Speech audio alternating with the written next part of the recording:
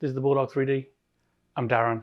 Once you start on your 3D printing progress, typically you'll find yourself in a situation where you have filament in all different kinds of places. I have filament on top of cupboards, on top of shelves, underneath desks, in cardboard boxes, not to mention the filament that's in my AMS units. I have filaments that are on cardboard spools, normal plastic spools, spare reusable spools. I hold this space here, so today we're going to use several of these, many of these, a few of these, to create not only a filament storage area, but also to make use of this entire area. So I'll be putting up some wallboards. Stay tuned, let's get started.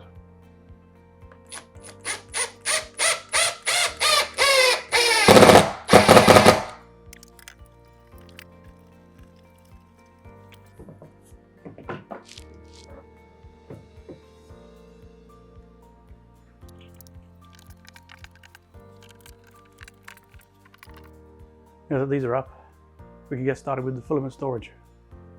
So that, we're going to use the Repkord Reprack.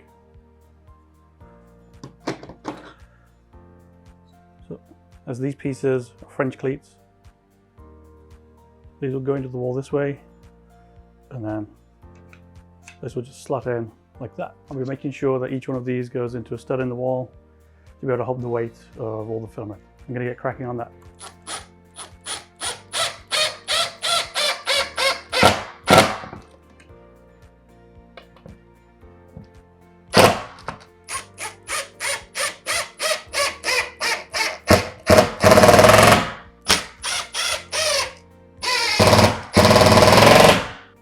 Up close, you can see the cleat.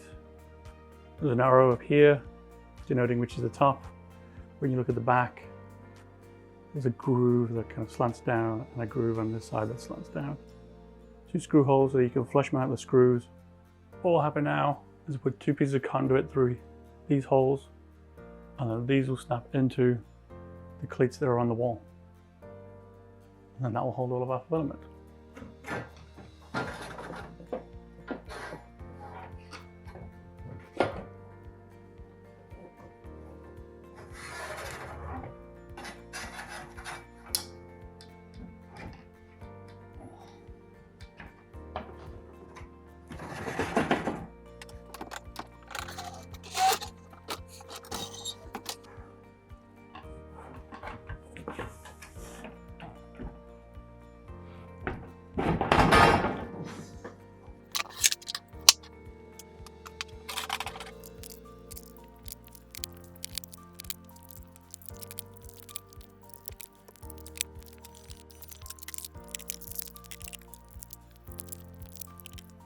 These are all my spools of PLA that I have right now, along with all of the reusable spools from Bamboo Lab.